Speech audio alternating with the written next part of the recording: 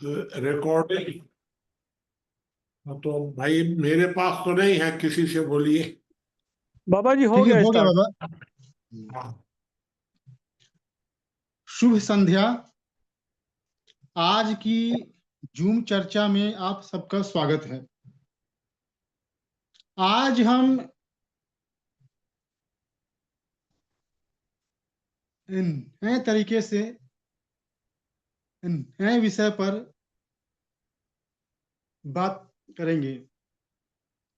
हमने निश्चय किया कि हम कुछ ऐसे विषयों पर बात करेंगे जिन विषयों पर हमारे समाज में भ्रांतियां हैं, जिन्हें तथ्यों को घुमा फिराकर पेश किया गया और वो भ्रांतियां, भ्रम इतनी गहरी भारतीय जनमानस में समाई हुई हैं कि वह झूठ होते हुए भी सही मानी जाती हैं। इन्हीं सब बातों को देखते हुए हम लोगों ने फैसला किया कि हम ऐसे विषयों पर बात करेंगे जिन विषयों पर आम तौर पे बात नहीं होती, या होती भी है तो उसको नकारात्मक रूप से पेश करते हैं।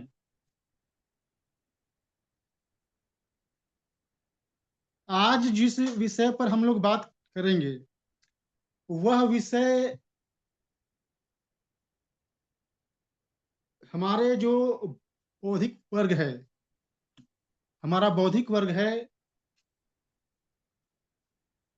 खासकर वामपंथियों में यह व्याप्त है और उन्हीं के द्वारा ये सारे विमर्श शुरू किए गए हैं। हमने इन विषयों को 3 भागों में बांटा है। पहला भाग है भारतीय समाज में व्याप्त तथा कथित कुरीतियां। दूसरा है ऐतिहासिक तथ्यों पर बातें। हम जानते हैं कि हमारे इतिहास के साथ छेड़छाड़ की गई है, इसमें तथ्यों को तोड़ तोड़कर पेश किया गया है। हमने फैसला किया कि उन ऐतिहासिक तथ्यों पर भी हम बात करेंगे। इसके अलावा जाति व्यवस्था पर भी बात होगी, जिसको हमने 2 भागों में बांटा है। एक, हम उन मुद्दों को लेंगे जो समसामयिक हैं, और दूसरा हम इसकी ऐतिहासिक संदर्भ में व्याख्या करेंगे। देखिए मित्रों, मैंने ये जो विषय उठाया है, आज जो मैंने ये फैसला किया कि मैं इस पे बोलूंगा, मेरा इसके पीछे उद्देश्य है कि जो गलत भ्रांतियां हैं, जो जो गलत बातें हैं समाज में,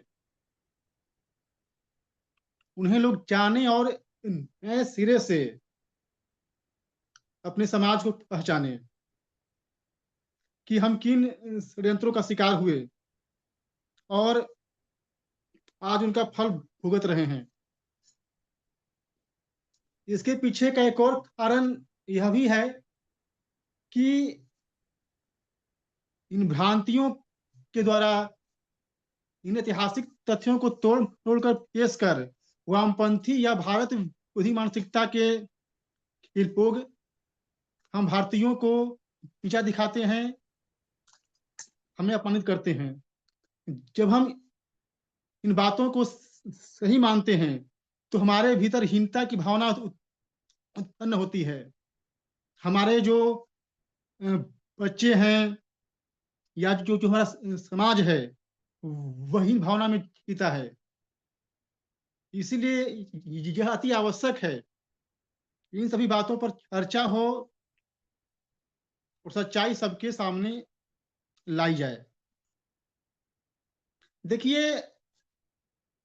हर समाज में कुरीतियां होती हैं, हर समाज में समस्याएं होती हैं, हर देश या समाज में विकृतियां होती हैं, लेकिन उन विकृतियों को जब हवा बनाकर उस समाज को बदनाम किया जाता है, उन विकृतियों को जब गलत तरीके से पेश किया जाता है, उनको अपमानित करने के लिए, उनको नीचा दिखाने के लिए, अब ये गलत बात है।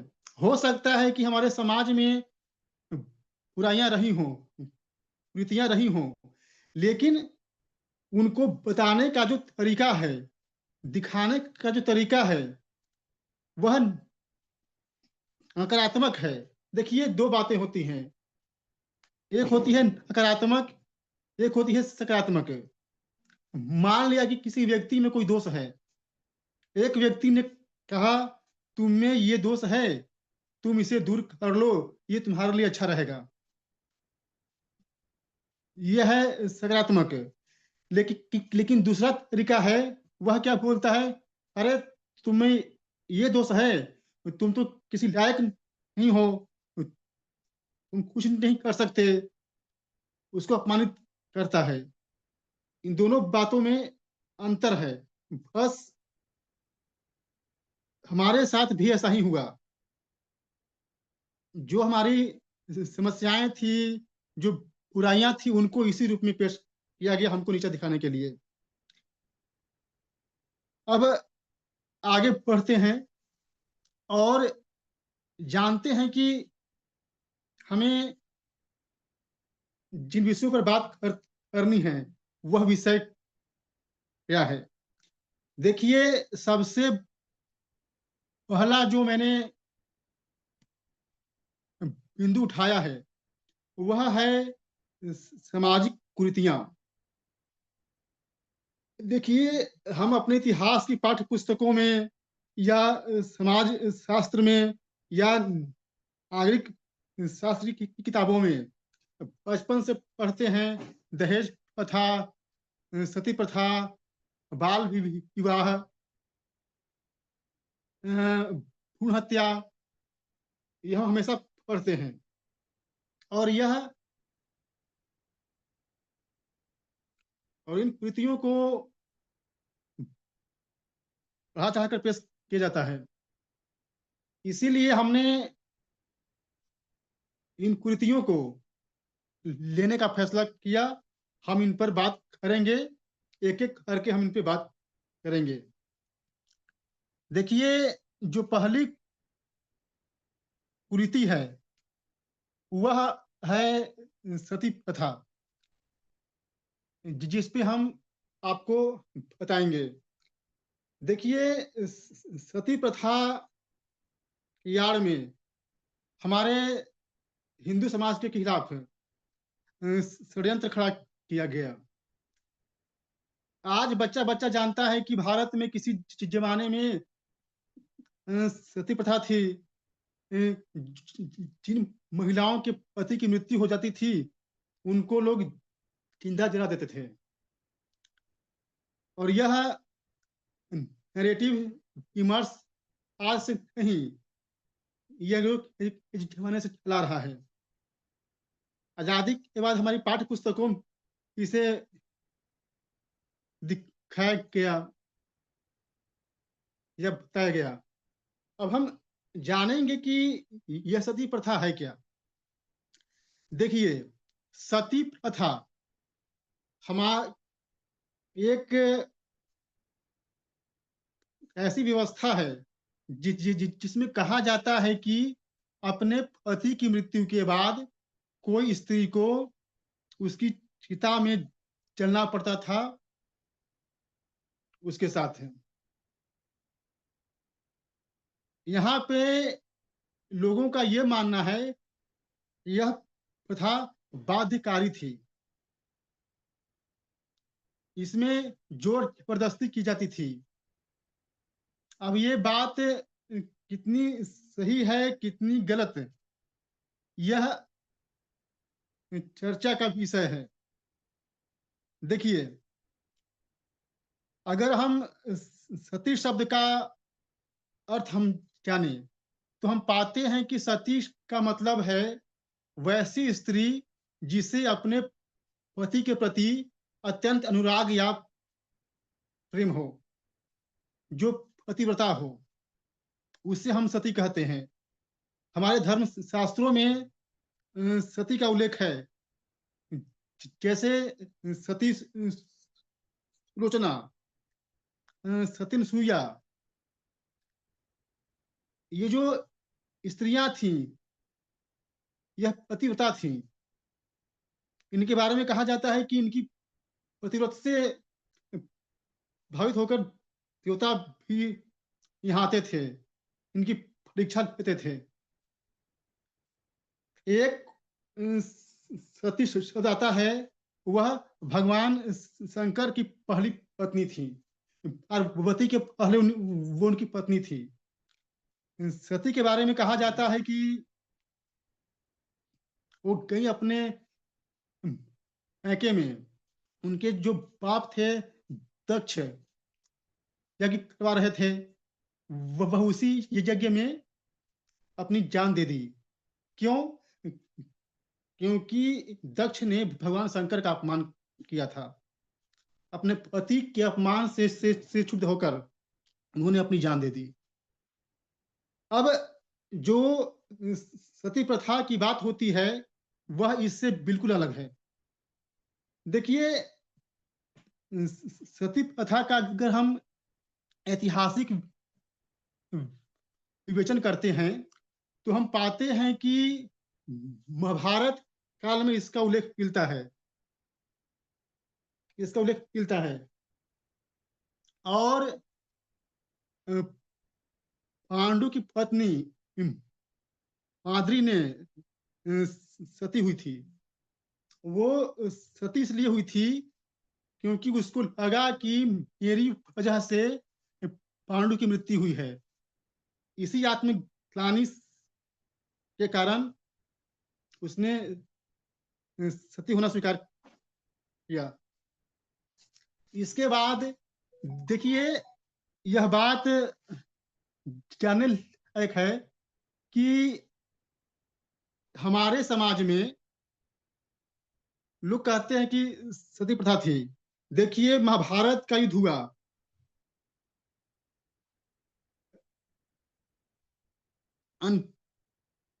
इन्हें तो लोग मरे। क्या किसी की पत्नी ने आत्मदाह किया? क्या कोई सती हुई? नहीं हुई। इसके बाद हम चलते हैं आगे। मौर्य काल में उल्लेख आता है कि एक राजा है शशिगुप्त, उसकी पत्नी सती हो गई है। इसके बाद 13वीं शताब्दी में इब्न बतूता लिखता है कि एक व्यक्ति है जो सिंध में मारा गया, उसकी पत्नियों में झगड़ा हो रहा है कि हम सती होंगे, हम होंगे। इसके बाद लंबे समय तक सती का कोई उल्लेख नहीं आता। और ये जो मैंने बातें बताई हैं, यह जो घटनाएं हैं वह स्वैच्छिक हैं, वह कोई अधिकारी नहीं है। अब आगे आते हैं। जब अंग्रेजों का समय आता है तब ये नौटंकी शुरू होती है। एक इतिहासकार हैं, उनका नाम है मीनाक्षी जैन। उन्होंने एक पुस्तक लिखी है, उसका नाम है सती। पुस्तक का नाम ही है सती। उसमें वो लिख रही हैं कि वैदिक काल से लेकर अंग्रेजों के आगमन तक केवल 500 घटनाएं हुई हैं सती की। अब बताइए कि इतना लंबा समय बीत गया और कि केवल 500 घटनाएं हैं ऐतिहासिक रिकॉर्ड में। और आगे कहती हैं कि यह जो घटनाएं हुई हैं, यह स्वेच्छा से हुई है। इसमें किसी को भी बाध्य नहीं किया गया। जो पहले की पत्नियां थीं वह अपने पति से इतना अनुराग रखती थीं, उनसे इतना प्यार करती थीं, वो उनके साथ जल जाती थीं। इसमें एक बात और आती है कि जब पंजाब के राजा रणजीत सिंह की मृत्यु हुई तो उनकी 4 पत्नियां, 5 पत्नियों में 4 पत्नियां जल गई थी और वह उसमें एक दुर्लभ घटना थी। वह यह घटना अपवाद थी। इसके बाद हमारे देश में सती प्रथा का कोई विवरण नहीं मिलता। अब देखिए कहानी अब कहाँ आती है। यह वितंडा खड़ा हुआ अंग्रेजों के समय में। जब अंग्रेज यहाँ पर आए तो उनको धर्मांतरण करना था। उनको दिखाना था कि जो हिंदू हैं ये हमसे इंफीरियर हैं। वो कैसे दिखाएं? उन्होंने 2 तरीके अपनाए।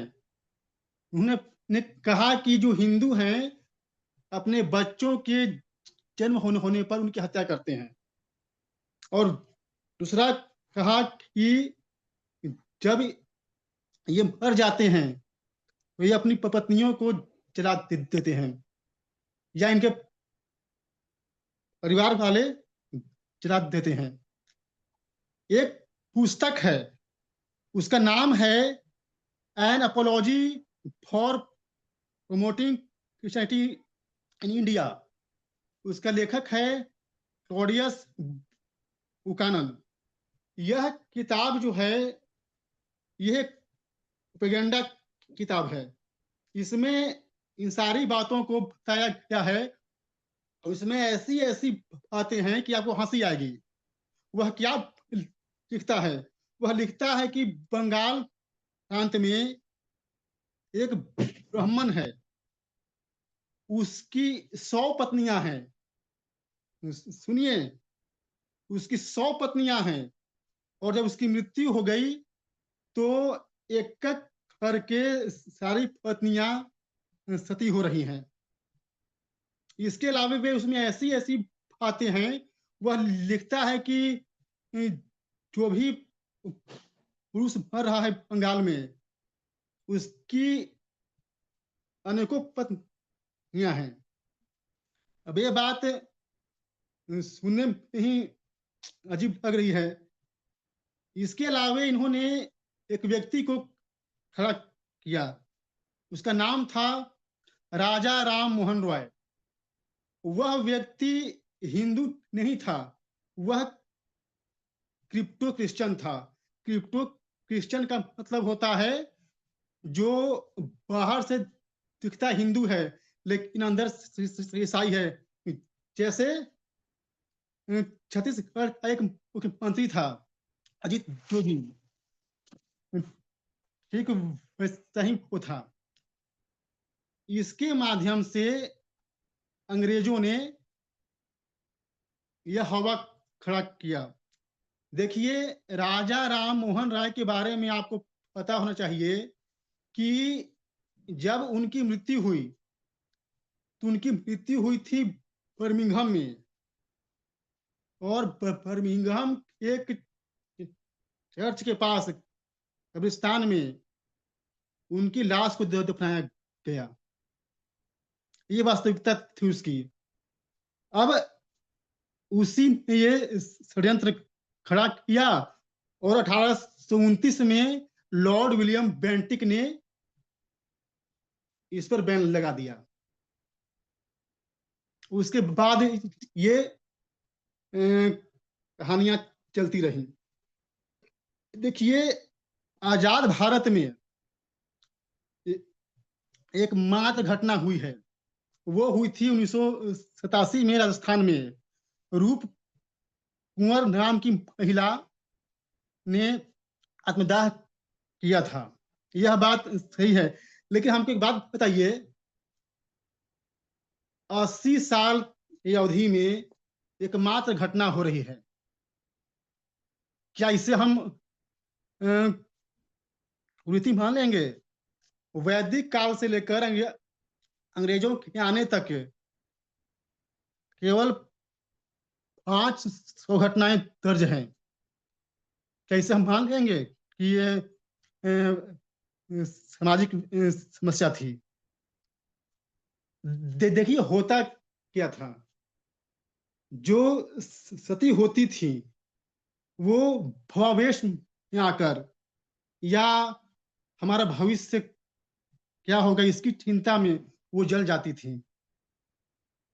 हो सकता है कि इक्का दुक्का घटनाएं हुई हों, मैं इसे इनकार नहीं करता, लेकिन उसको सामाजिक कुरीति का नाम दे देना यह सही नहीं है। चलिए अब आगे बढ़ते हैं। एक और समस्या आती है। लोग लोग बोलते हैं देवदासी। अब हम बताते हैं कि देवदासी क्या थी। देखिए, देवदासी प्रथा हमारे समाज में बहुत पहले से है। 2 ग्रंथ हैं, परम पुरुष संहिता और ब्रह्मांड पुराण। इसमें देवदासियों का जिक्र आता है। इसमें एक श्लोक है, देव इंद्रियम दास नोति देवस्य परिचारिका देवदासी। जो देवताओं की शरण में रहती हैं, जो देवताओं की पूजा करती हैं, वह देवदासी हैं।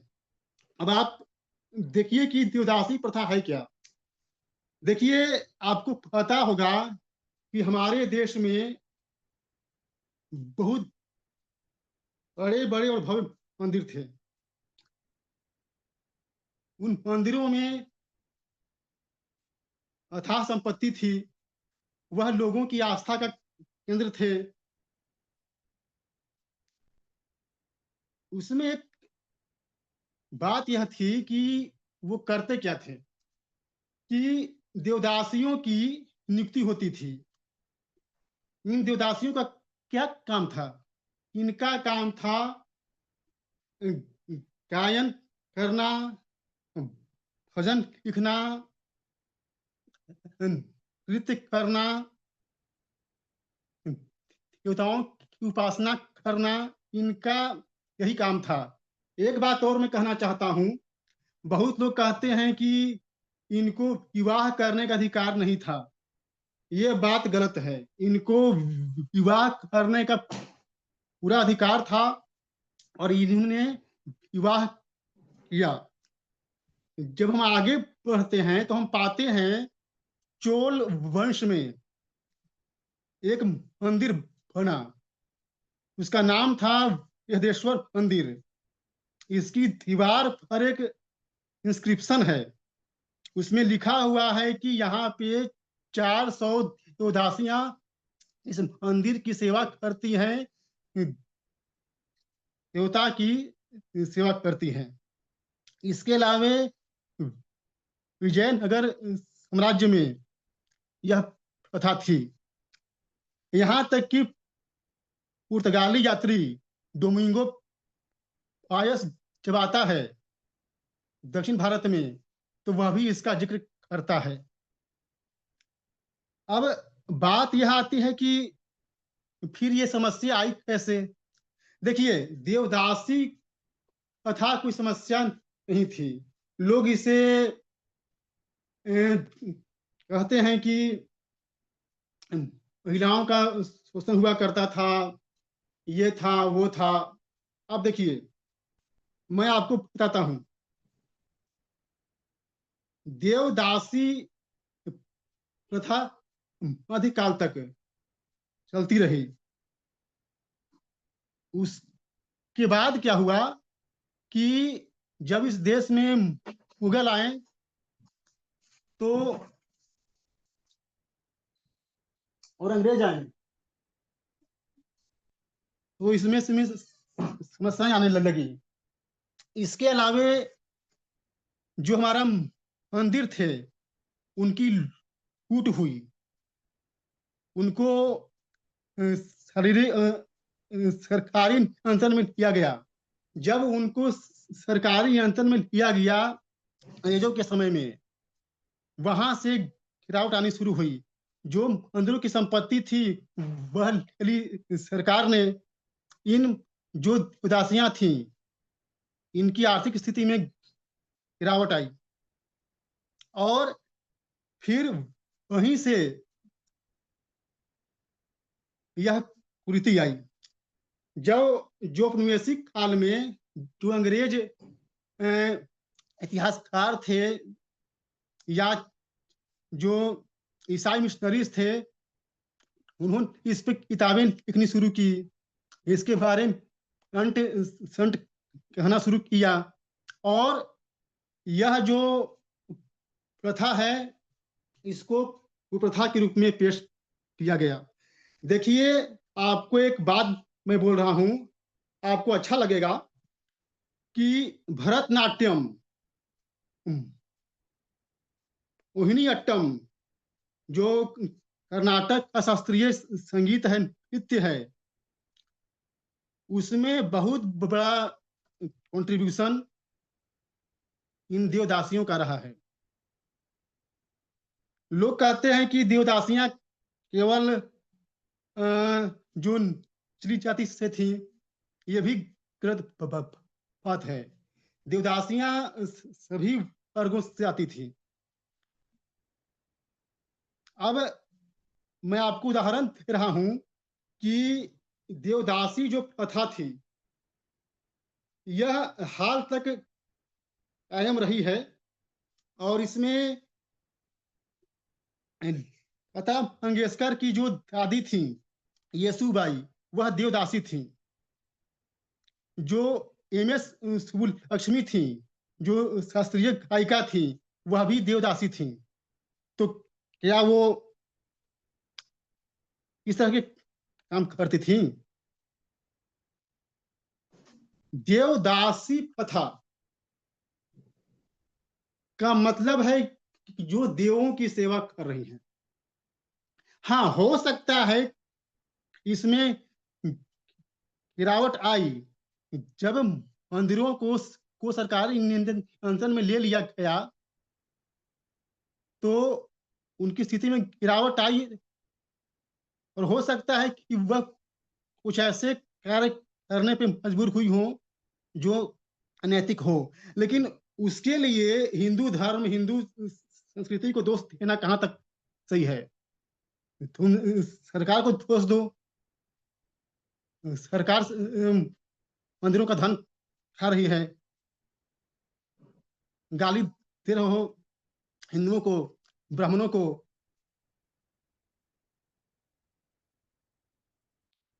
अब आते हैं तीसरे मुद्दे पर। ये जो तीसरा मुद्दा है यह है अस्तन टैक्स। ये बहुत कहा जाता है, अस्तन टैक्स या आंगेली की घटना, इसके बारे में भी बात करनी आवश्यक है। देखिए, अस्तन टैक्स का जिक्र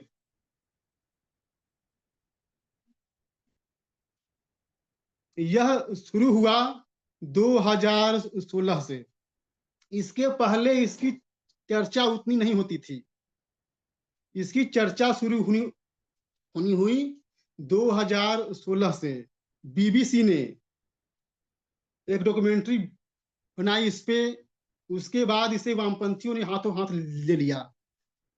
अब बीबीसी किस तरह का न्यूज चैनल है, इसकी आइडियोलॉजी क्या है, इसके बारे में तो कहने की आवश्यकता है नहीं। अब बीबीसी कुछ बोले उस पर विश्वास करना बहुत मुश्किल है। देखिए, ये कहानी शुरू हुई है कि हिंदू विरोधी व्यक्ति है मनु पिल्लई, उसने किताब लिखी और उसमें इसका जिक्र किया सबसे पहले, और उसी के बाद से यह विमर्श चल पड़ा और यह विमर्श इतना तेजी के साथ फैला कि मतलब आज के समय में समझिए कि हर बुद्धिजीवी, हर यूट्यूबर, हर व्यक्ति ये बात बोलता है। आप चाहिए सोशल मीडिया पे तो मतलब भरा हुआ है, लेकिन इसकी सच्चाई हम जानते हैं। देखिए, यह घटना कही जाती है, यह हुई थी केरला में। केरला में उसमें त्रावणकोर के महाराज थे, जो बर्मन खानदान से थे। उन्हीं के शासन काल में यह घटना घटी। इसमें कहा जाता है कि जो दलित महिलाएं थीं, उनको अपना छाती ढकने नहीं दिया जाता था। अगर वह छाती ढकती थी तो उन पर टैक्स लगता था, उन्हें टैक्स देना पड़ता था। यह केवल अछूत या जो दलित महिलाएं थी उनके साथ ही था। अब बात यहाँ पे यह आती है कि क्या यह बात सही है? देखिए, पहले जो घटना है हम उसको हम जान लेते हैं। तो एक महिला थी, उसने अपना स्तन अपने हाथों से काट कर राजा को दे दिया, या किसी जमींदार को दे दिया जो टैक्स वसूलता था, और वहीं से घटना लोगों ने जानी। देखिए, इसमें अब बात यह आती है कि हमें सबसे पहले केरल का अध्ययन करना पड़ेगा, वहां की जलवायु कैसी है। हमारा जो पोशाक होता है, जो मेरी वेशभूषा होती है, वह जो हमारी जलवायु है उसी का एक भाग है, वह उसी का परिणाम है। हम धोती पहनते हैं, इसलिए पहनते हैं कि गर्म जलवायु है, हल्की होती है।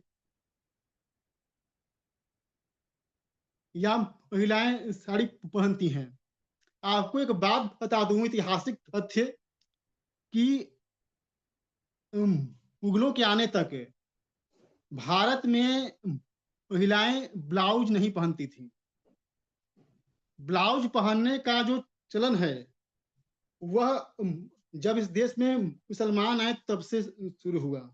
उसके पहले हमारे यहाँ ब्लाउज पहनने का चलन नहीं है।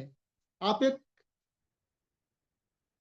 आपने एक बात ध्यान की होगी, आप जब संग्रहालय में जाते हैं या किसी पांडुलिपि का अध्ययन करते हैं, उसे देखते हैं, तो आप पाते हैं कि जो महिलाएं हैं उनके शरीर पे कोई ब्लाउज नहीं है।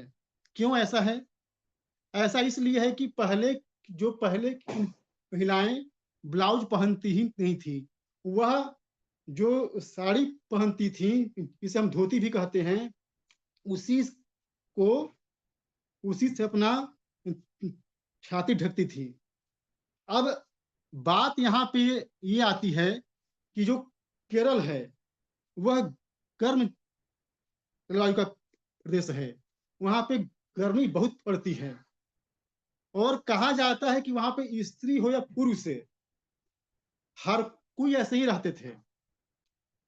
ऊपर का जो भाग था शरीर का, वो उस पे वो कुछ पहनते नहीं थे। स्त्री हो या मर्द, चाहे वह राजा ही क्यों न हो, वह उनका पहनावा यही था। अब बात यह आती है कि जब वहां का पहनावा ही यही है, तो फिर यह कहना कि दलित महिलाओं को छाती नहीं ढकने दिया गया, यह ठीक है? राज परिवार की महिलाएं भी ऐसे ही रहती थी, अपनी धोती से ही अपनी छाती ढकती थी। यह ऐसे फोटो आपको मिल जाएंगे कि कोई महिला है ऐसे ही है। तो ये परंपरा थी। आज भी आप देखिए, आदिवासी क्षेत्रों में आइए, वहां की महिलाएं आज भी ढकती हैं। तो फिर यह कहना कि दलित की महिलाओं को जानबूझकर नहीं पहनने दिया गया, यह गलत है। और मैं एक बात और बोलता हूं, आज मैंने जो भी बात बोली है, रेफरेंस दिया है, इसका भी मैं रेफरेंस, एक मानव विज्ञानी हुआ, उसका नाम है फ्रेड फॉसेट। उसने यह बात कही है, उसका रिसर्च है इस पे।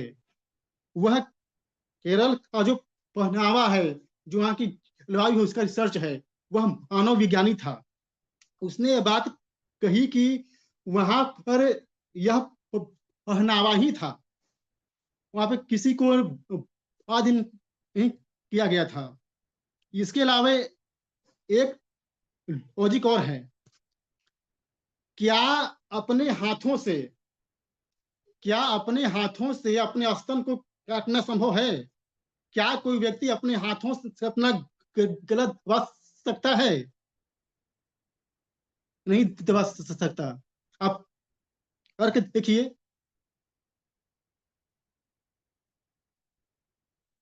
आप नहीं कर पाएंगे। क्या कोई अपने हाथों से अपने आप को फांसी लगा सकता है? नहीं लगा सकता। आप करके देखिए ना पहले। तो फिर तो फिर ये कैसे संभव है? उस औरत ने अपने हाथों से अपनी छाती काट ली। इस पे बहुत सी बातें कही गई हैं, बहुत आपको भरा हुआ है, सोशल मीडिया भरा हुआ है। उसमें से आज हमने बहुत रिसर्च किया, इतना किताब देखा, खंगाला सोशल मीडिया, तब जाकर हमें कुछ इस बात पे पड़ताल हुई। वरना हर कोई यही बोल रहा है कि ये नांगेली की घटना हुई थी। अब आते हैं भ्रूण हत्या पे। देखिए, बालिका शिशु हत्या, यह जो नैरेटिव है, यह अंग्रेजों के समय से ही चला रहा है। अब इसमें भी देखिए बात, इसको भी हम दो भागों में बांटते हैं। एक है भ्रूण हत्या और एक है बालिका हत्या। बालिका हत्या का मतलब है जन्म होने के उपरांत उसे मार देना। कहा जाता है कि दूध में डुबाकर उसे मार दिया जाता था, उसे नदी में फेंक देते थे। अब मैं दिखाता हूं इसकी सच्चाई। यह जो आंकड़ा है, मैं आपको देने जा रहा हूं, यह है 1872 का। 1872 में अंग्रेजों ने भारत में पहली बार जनगणना करवाई, और उसका रिकॉर्ड है। रिकॉर्ड क्या कहता है? हर 100 पुरुष पर, हर 100 पुरुष पर, ध्यान से सुनिएगा, हर 100 पुरुष पर 94 महिलाएं हैं, 94। अब बताइए, अगर यह कुप्रथा थी तो फिर हर 100 पुरुष पर 94 महिलाएं कहां से आ जाएंगी? इसके अलावे जो वहां का जो बाल लिंगानुपात था, वह था हर 100 बच्चों पर 87 बच्ची। ये भी आंकड़ा कोई खराब नहीं है।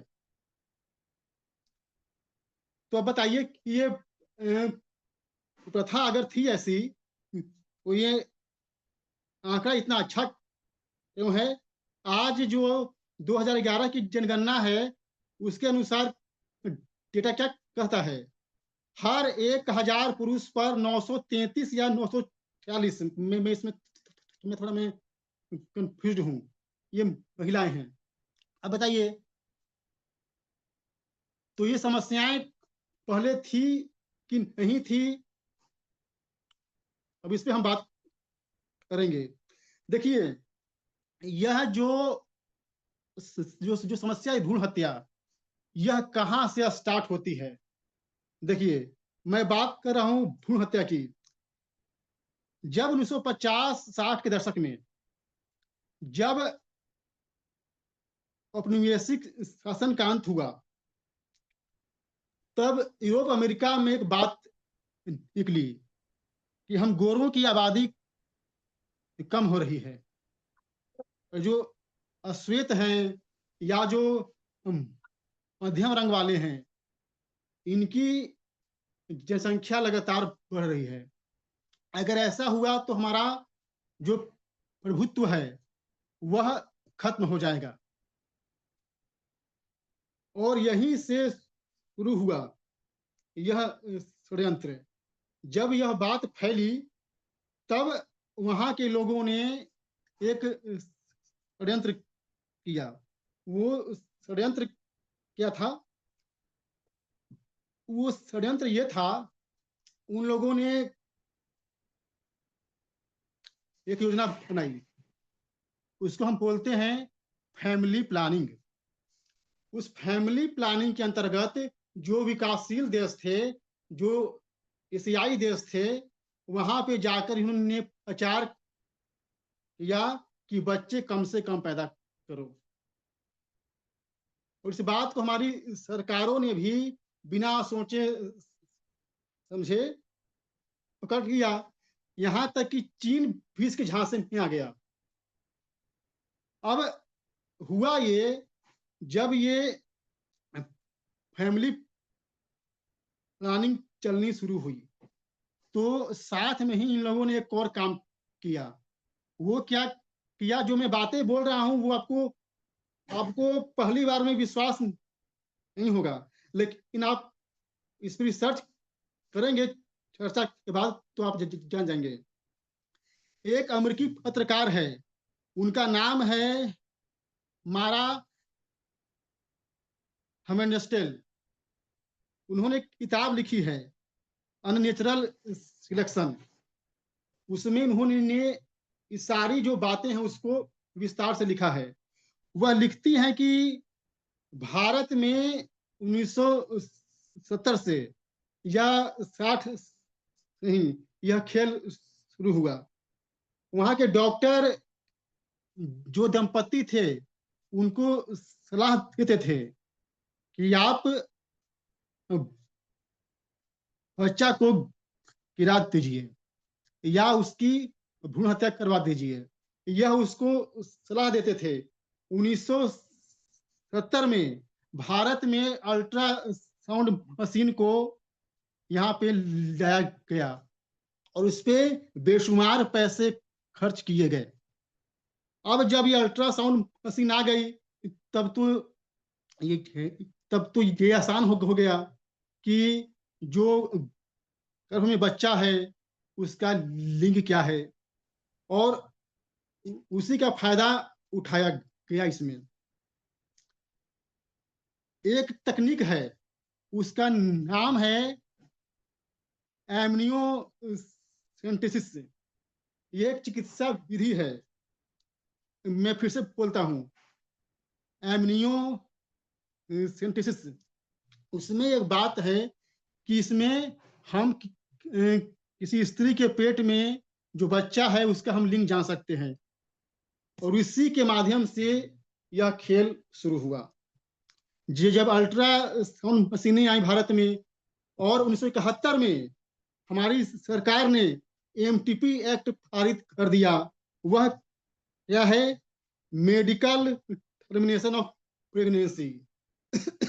मतलब इसके माध्यम से यह कानून बन गया कि आप गर्भपात करवा सकते हैं। ये कानून बना, और कानून बना गया 1971 71 में। अब उसका परिणाम यह हुआ कि लोगों में ये धारणा बढ़ गई, भावना बढ़ गई, और इन लोगों ने गृहपात को होना शुरू कर दिया। यहाँ तक कि इस किताब में यह भी लिखा हुआ है कि ऐसे डॉक्टर थे भारत में जिनको अमेरिका में ले जाकर ट्रेनिंग दिया गया, वो फिर वहां से यहाँ आते थे और काम करते थे। यहाँ तक कि ये बोला गया है कि 60-70 के दशक में एम्स में सबसे ज्यादा गृहपात हुए। लोगों को बोला गया कि भाई अधिक बच्चे क्यों पैदा करने,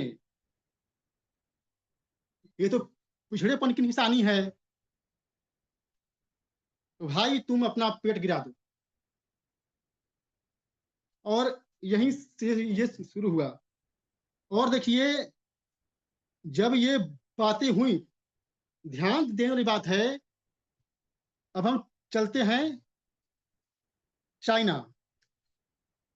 चाइना में भी यही चल रहा था।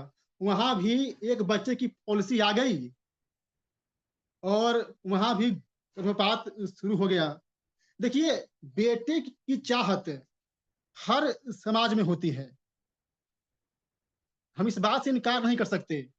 क्यों होती है, उसका भी एक कारण है।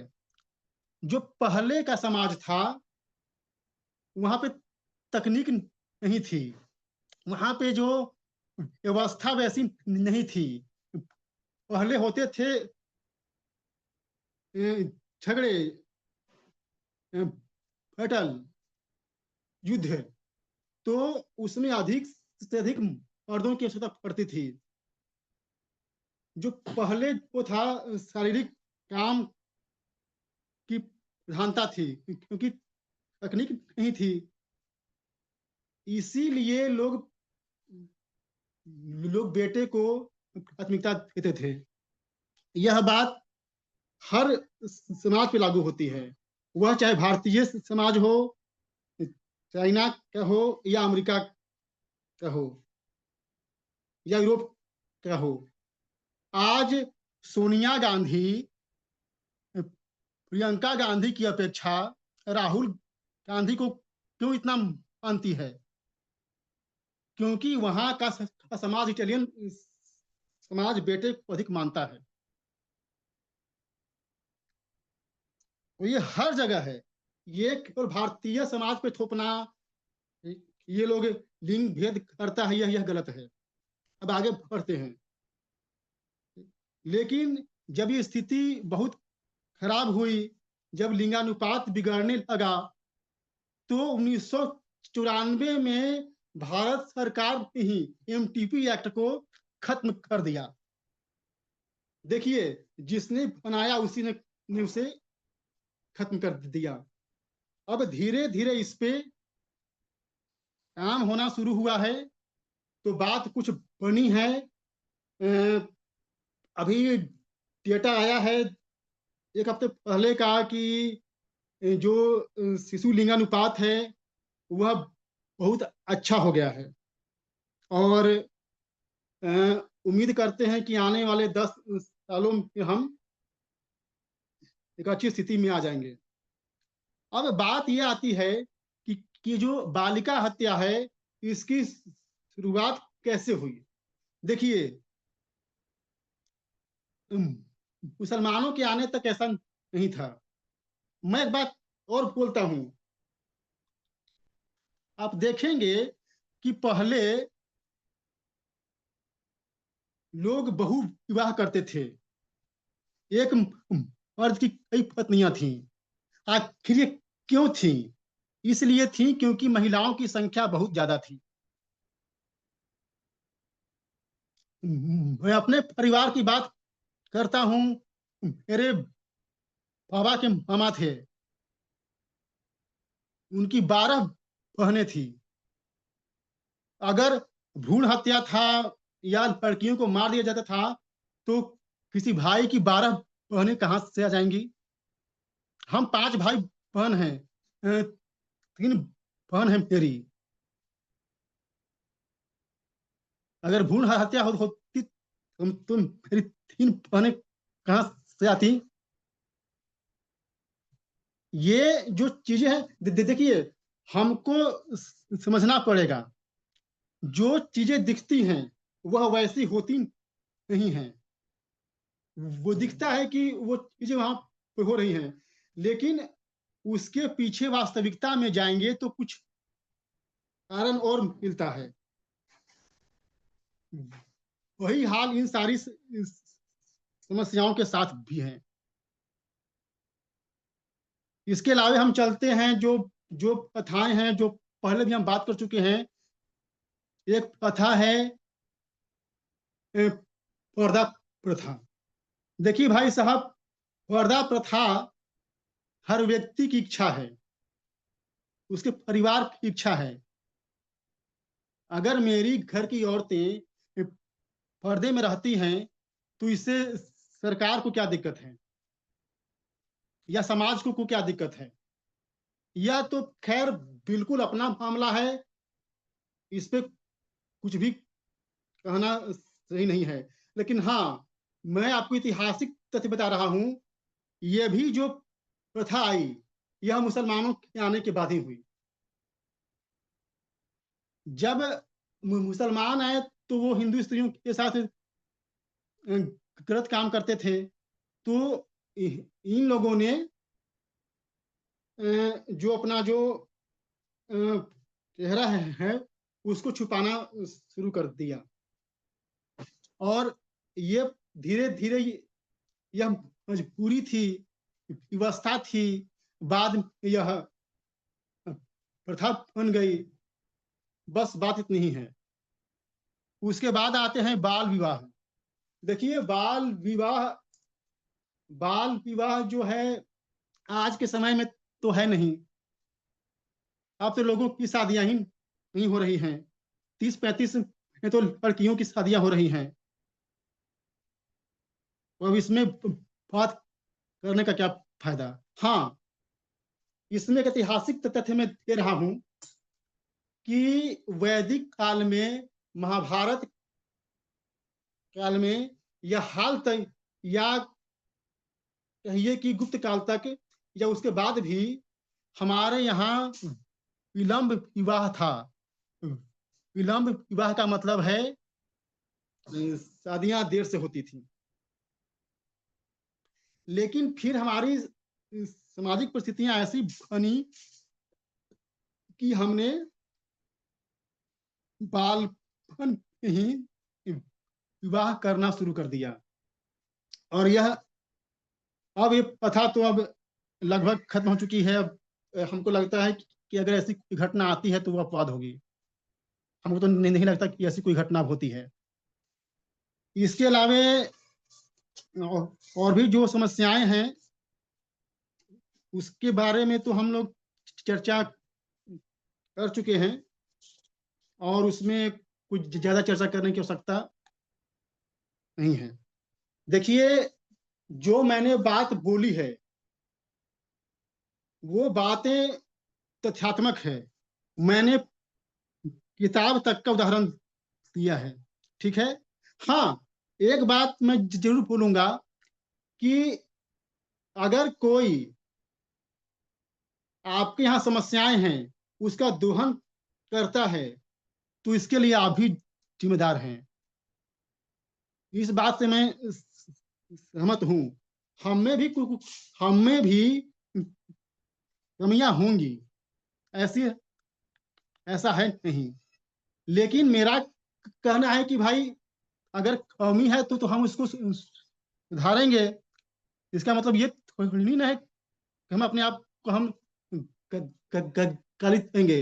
मान लिया, हमको देखिए, हम हम हकलाते हैं, तो भाई हम अपना सुधार करेंगे। अब हम दिन रात बोलेंगे अरे भैया मैं तो हकलाता हूँ, लोग मेरी बात क्यों सुनेगा, भगवान ने न्याय कर दिया, हे भगवान, उससे हमारा भला होगा? नहीं होगा भला। हमको बोलना पड़ेगा। लोग हंसे, ध्यान न दे, हम मेरा काम है बोलना, हम बोलेंगे। बस बात यहाँ, बस बात यही है। अब चलते हैं, जो हमारा दूसरा खंड है वह है जातिवाद। देखिए, जो जातिवाद है इसको हमने दो भागों में बांटा है। एक जो भाग है उसको हम कल बोलेंगे। आज जो हम बोलेंगे, जो आज की जो घटनाएं हैं चल रही, हम उस पर बोलेंगे। ठीक है। देखिए, जो पहला मुद्दा है जो मैंने उठाया है कि आजकल एक चल रहा है कि जो दलित कथावाचक हैं उनका विरोध हो रहा है, या जो गैर ब्राह्मण हैं उनका विरोध हो रहा है। अब देखिए, यह बात कितनी सही है कितनी गलत है, इस पे विचार करना पड़ेगा। हम वही बात जानते हैं जो मीडिया के द्वारा हमें बता दिया जाता है, लेकिन हम ये भी तो देखेंगे ना कि उसमें सच्चाई कितनी है। देखिए, हमारे सामने जो अधिकांश कथावाचक हैं या कथावाचिका हैं वह गैर ब्राह्मण ही हैं। यहाँ तक कि हमारे जो संत हैं, ऐसे कि बाबा रामदेव हैं, अभी तो वो तो अवर्ण में आते हैं, वो तो किसी और जाति से आते हैं। जया किशोरी, मुरारी बापू, वो जो है ना वो देवकी नंदन ठाकुर, ये सभी गैर ब्राह्मण हैं। उनको तो किसी ने नहीं रोका। देखिए, अभी हाल ही में घटना हुई थी कि एक विशेष समुदाय का व्यक्ति को कथा करने से रोका गया। देखिए, उसको जो कथा करने से रोका गया उसके पीछे उसकी जाति नहीं थी, उसने अपनी पहचान छुपाई थी, उसका आधार कार्ड ही फर्जी था। बाद में यह बात सामने आई। तो हमें ये देखना है कि जो बातें चल रही हैं वह क्या है। अब जो दूसरा इशू है जो आजकल चल रहा है वह है कि अंतरिक्ष यात्री। देखिए, कितना दुर्भाग्य की बात है, जो अंतरिक्ष यात्री हैं उन पे भी जातिवाद हो रहा है, उनकी भी जाति देखी जा रही है। अभी हमारे शुभांशु शुक्ला जी अंतरिक्ष में गए और अपने देश का नाम रोशन किया। एक व्यक्ति है उदित राज, उसने बोला कि ब्राह्मण ही अंतरिक्ष में क्यों जा रहे हैं, बाकी जातियां क्यों नहीं जा रही हैं। अब इसमें यह ध्यान देने वाली बात है कि यह कितना हास्यास्पद है। भाई शुभांशु शुक्ला एक अधिकारी हैं, टेक्नोक्रेट हैं, उनके पास क्षमता है। एक बात और मैं बोल देता हूं, उनकी जो ट्रेनिंग हुई है वह भारत से बाहर हुई है। जिसकी ट्रेनिंग भारत से बाहर हुई है उसको ये कहना कि ये अमुक जाति का है इसीलिए इसको अंतरिक्ष में भेजा गया, इसका ट्रेन किया गया, यह कितना गलत है। हम क्यों ऐसा सोचते हैं। जो व्यक्ति अपनी मेहनत से अपने दम पर आगे बढ़ रहा है उसे हम नीचा क्यों दिखा रहे हैं।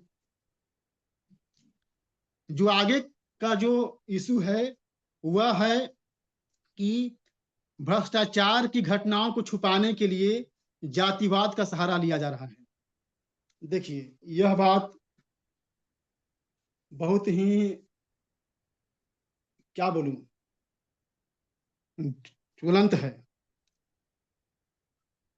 देखिए, अभी हाल ही में हरियाणा कैडर के आईपीएस से पूरन कुमार ने अपने सर्विस रिवॉल्वर से गोली मारकर आत्महत्या कर ली।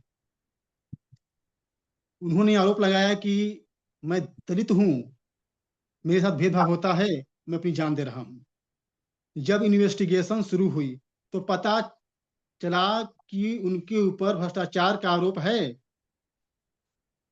और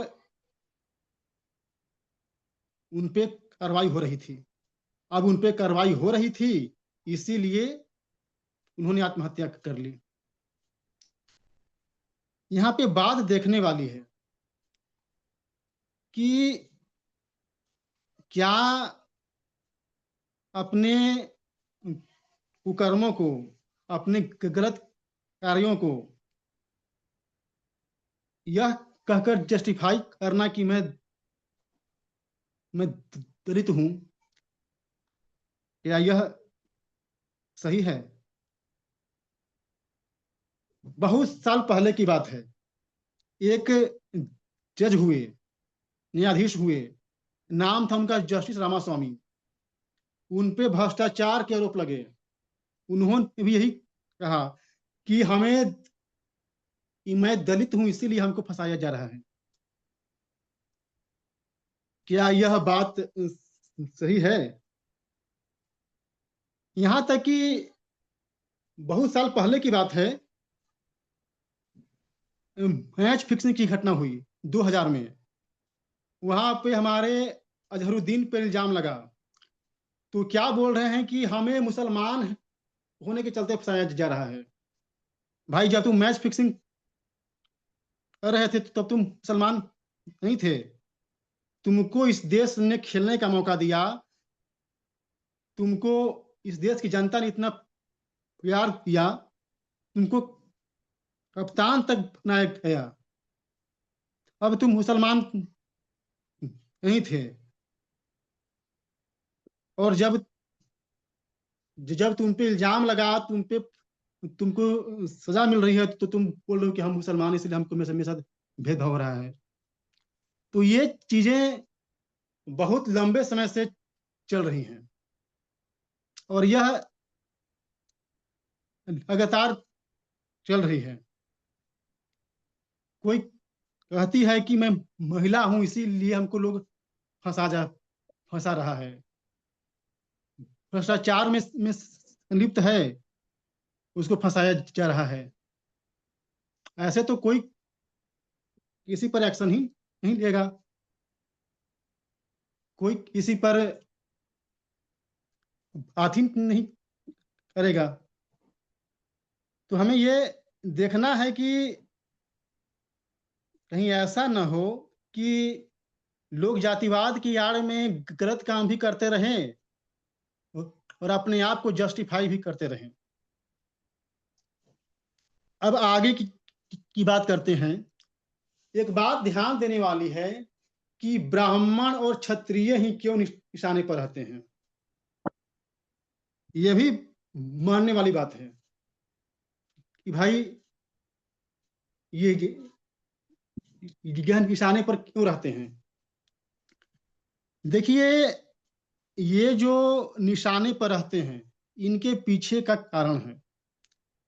इसका कारण यह है कि ब्राह्मण और क्षत्रिय हमेशा से हिंदू धर्म संस्कृति का नेतृत्व किया है और इन्होंने ही इसको आगे बढ़ाया है।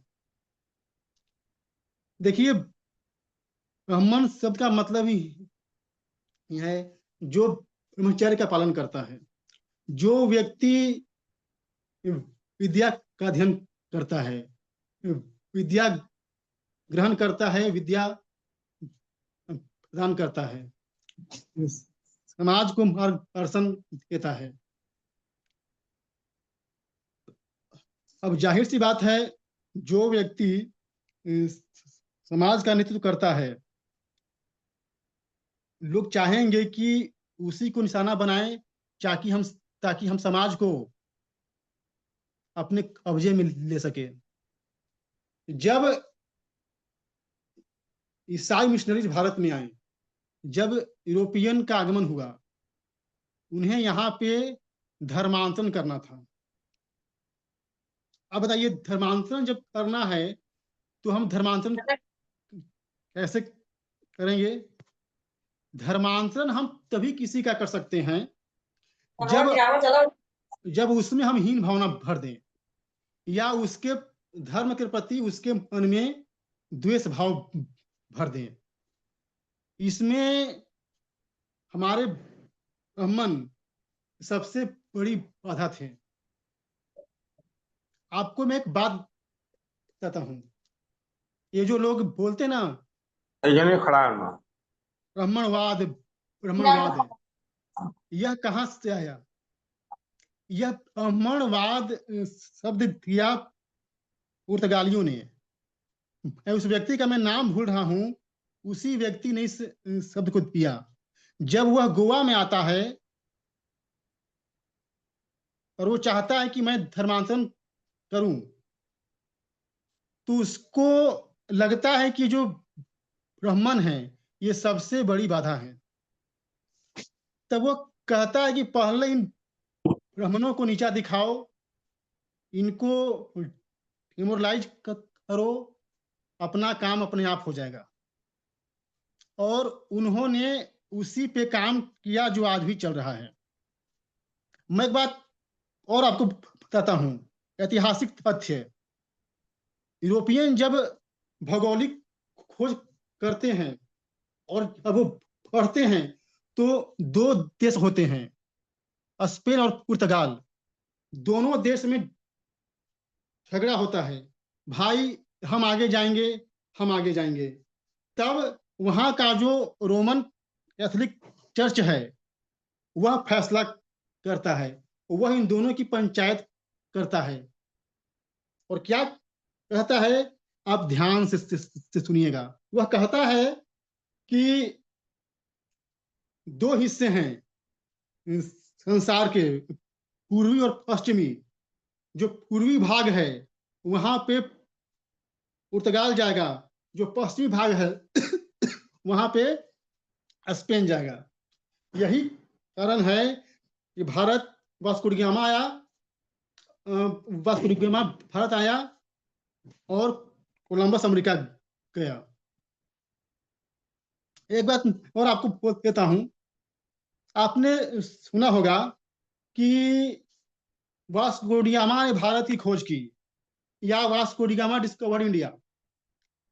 आपने कभी सोचा इस बारे में कि जो भारत अनंत काल से सभ्यता का केंद्र है, आदि काल से इसका अस्तित्व है, उसको वास्को डी गामा कैसे खोज सकता है? देखिए, यह जो डिस्कवरी का जो सिद्धांत है, हम इसे बोलते हैं डॉक्ट्रिन ऑफ डिस्कवरी। यह रोमन कैथोलिक चर्च ने दिया। वह क्या कहता है? डिस्कवरी का मतलब क्या होता है? डिस्कवरी का मतलब होता है वैसी जगह जहां पे पहले ईसाइयत नहीं थी, ईसाइयत पहली बार वहां पे जाता है। इस घटना को हम डिस्कवरी बोलते हैं। हम इसे बोलते हैं doctrine of discovery. Vasco D gamma discovered India, Christopher Columbus discovered America, James cook discovered Australia. इसका मतलब क्या है? इसका मतलब यह है कि पहले वहां पे ईसाइयत नहीं थी, अब वहां ईसाइयत का प्रचार हो रहा है, इसीलिए हमने उसे डिस्कवर किया है। गॉड गॉड गोल्ड ग्लोरी, यह आप पढ़ेंगे तो आपको पता लगेगा। यह लोग एक हाथ में बाइबल और एक हाथ में क्रॉस लेकर आए थे, और इनका एक ही उद्देश्य था कि हम पूरी दुनिया ईसाई बनाएंगे। और ये उसी ईसाई षड्यंत्र का परिणाम है ब्राह्मणवाद। ठीक है। और ब्राह्मणों को निशाना इसलिए बनाया गया क्योंकि वह धर्मांतरण में सबसे बड़ी बाधा थे। क्षत्रिय की भी यही स्थिति थी। क्षत्रिय का मतलब होता है जो धर्म की रक्षा करता है। जाहिर सी बात है, और रक्षा करते थे जो मलेच्छ थे, जो पापी थे, अतताई थे, उनकी हत्या करते थे। इसीलिए इनको भी निशाना बनाया गया कि भाई इनको बिल्कुल निशाने पर। और आज देखिए ये चल रहा है। तो ये देखना पड़ेगा कि यह एक ईसाई षड्यंत्र है। आज भी देखिए, देखिए ना भाई, हमारे कितने ऐसे नेता हैं जो क्रिप्टो क्रिश्चियन है। दुनिया जानती है कि ये हिंदू है, वो ईसाई है। आंध्रा का जो नेता है जगनमोहन रेड्डी, वो ईसाई है। जो तमिलनाडु का जो नेता है स्टालिन, वो ईसाई है। यह सारे ईसाई मिशनरीज के एजेंट हैं। यह अपनी पहचान छुपा कर रखते हैं।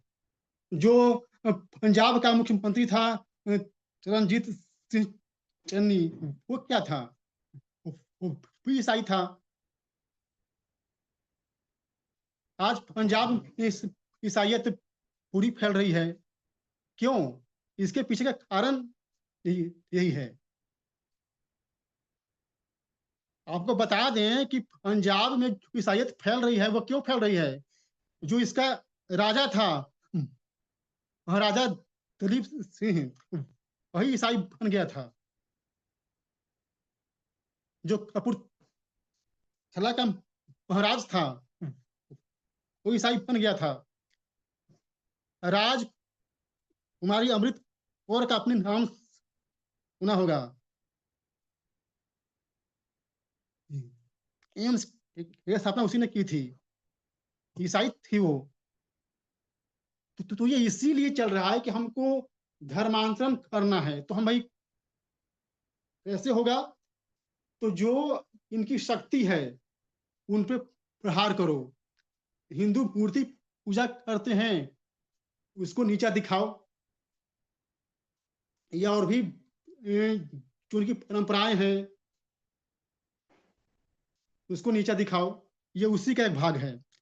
आगे बढ़ते हैं कि भारतीय संविधान जन्म से है। जो भारतीय संविधान है वह जो जन्म से जाति व्यवस्था है, वह इसको रोकने में बाधक है, ये उसकी सहायक है। देखिए, भारतीय संविधान में जो जाति जन्म से है उसकी बात की गई है। जातियां जन्म से होती हैं, ये बात सही है, इसे इनकार नहीं कर सकते। और ये जो जातियां जन्म से दी गई हैं, उन्हीं के आधार पर जो दलित हैं, जो एसी एसटी हैं, उनको आरक्षण दिया गया है। अब ये जो आरक्षण की व्यवस्था है, यह केवल 10 सालों के लिए थी, लेकिन अब यह बढ़ते बढ़ते 2025 तक आ गया। यहां तक कि पहले जो आरक्षण था वह केवल एसी एसटी के लिए था, अब इसमें ओबीसी भी आ गए हैं। और यही नहीं, अब तो मुसलमानों को भी आरक्षण दिया जा रहा है। उनको भी ओबीसी के अंतर्गत शामिल करके आरक्षण दिया जा रहा है। जबकि धार्मिक आधार पर आरक्षण देना संवैधानिक है, लेकिन संविधान की धज्जियां उड़ रही हैं। क्या ये बाधक है? देखिए, जाति व्यवस्था को तोड़ने में या उसका जो खात्मा हो रहा है, जो जातियां अब धीरे धीरे उसका प्रभाव कम हो रहा है, उसमें संविधान का रोल है, मैं मानता हूं।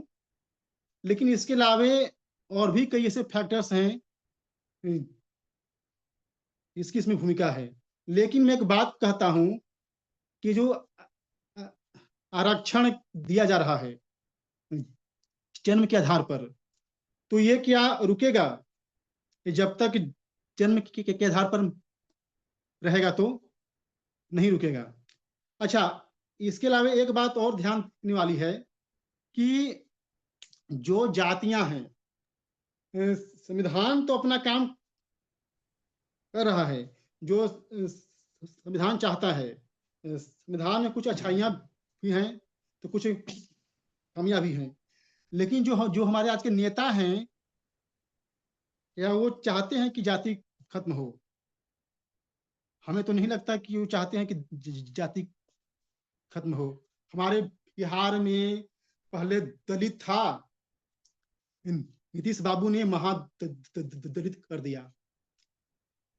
अब बताइए, महादलित। यहाँ पे रोज अभी इलेक्शन है तो देखिए यहाँ का हाल, रोज नई घोषणाएं हो रही हैं, हम इनको देंगे, उसको वो देंगे, ये कर देंगे, वो कर देंगे। तो देखिए भाई, अगर ये हाल रहेगा तो फिर मुश्किल आएगी। अगर जाति को खत्म करना है तो ये जो नेता हैं, इनको भी अपना योगदान देना पड़ेगा। एक तरफ ये नेता कहते हैं कि भाई अंतरजातीय विवाह करो, जात पात मत मानो। दूसरी तरफ ये कहते हैं कि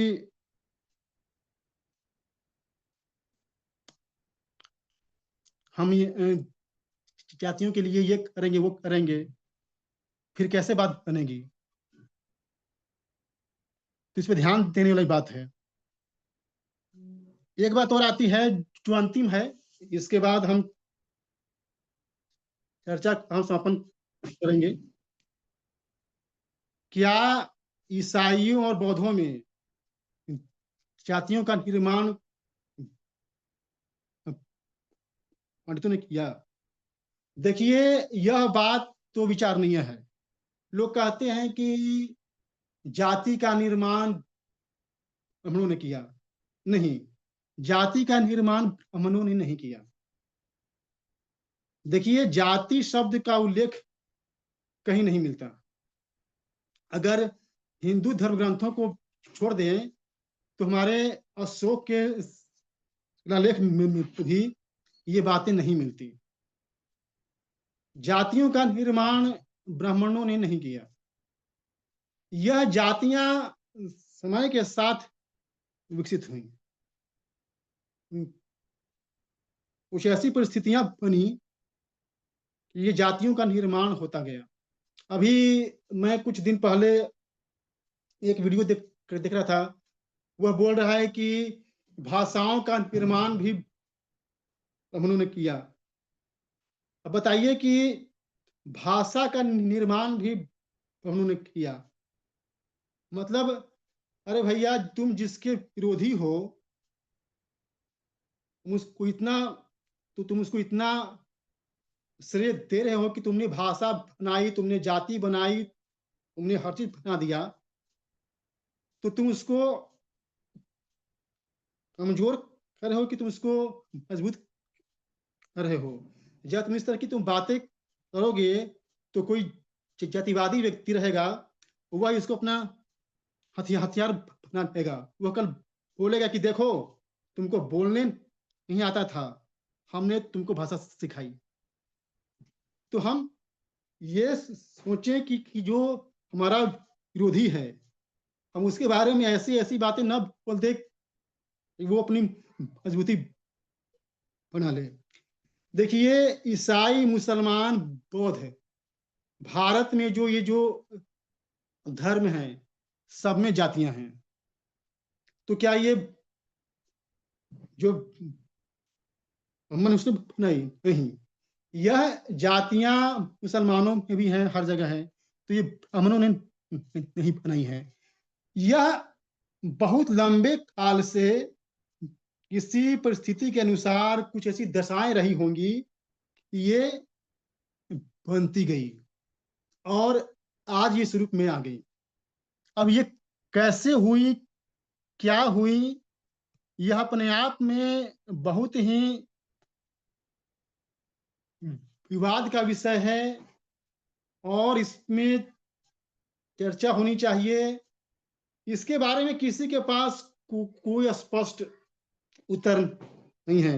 हमारे देश में इतने बड़े बड़े विद्वान हैं, इतिहासकार हैं, समाजशास्त्री हैं, एंथ्रोपोलॉजिस्ट हैं, किसी के पास इसका कोई निश्चित उत्तर नहीं है। किसने जाति बनाई? तो ये थी आज की चर्चा। ये जो इसका अंतिम भाग है, ऐतिहासिक खंड, मैं इस पे कल बात करूंगा। मैंने आपके सामने आज 2 खंड रखे हैं। अब समय भी हो चुका है और मैं अपनी वाणी को विराम देता हूं और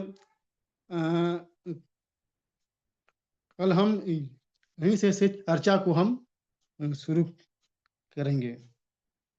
जी, तो मुझे लगता है कि आज की जो चर्चा थी उसमें 3 भागों में से 2 भाग हमने ले लिए हैं और कल एक भाग में चर्चा होनी है। शायद वो चर्चा आधे घंटे या 45 मिनट में निपट जाएगी।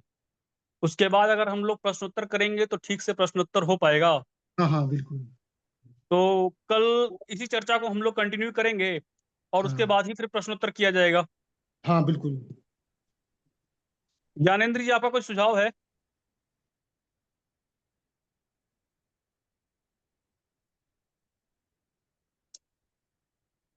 ज्ञानेंद्र जी या बाबा जी कुछ कहना चाहें? हेलो। नहीं, हमको तो कुछ नहीं कहना है इसमें। जी जी जी हेलो। जी नरेंद्र जी, हाँ, सभी को नमस्कार और हैप्पी नमस्कार दिवाली। नरेंद्र, हैप्पी सभी दिवाली। को दिवाली की बहुत बहुत शुभकामनाएं। मैं ये कहना चाह रहा था, इस चर्चा को कल आगे बढ़ाएं। जी जी, कल हमारी चर्चा का तीसरा भाग होगा। हाँ हाँ उसके बाद ही हम लोग प्रश्नोत्तर करेंगे। हाँ, इसको आगे तो बढ़ाएं क्योंकि ये अच्छा विषय है, इस पर चर्चा आगे जी होनी जी चाहिए। जी है जी। ना? ठीक तो ठीक आचार्य जी का भी प्रश्न है तो कल ही लेंगे, चर्चा के बाद ही सबके प्रश्नोत्तर रहेंगे। आज का ठीक विषय यहीं समाप्त कर सकते हैं। ठीक।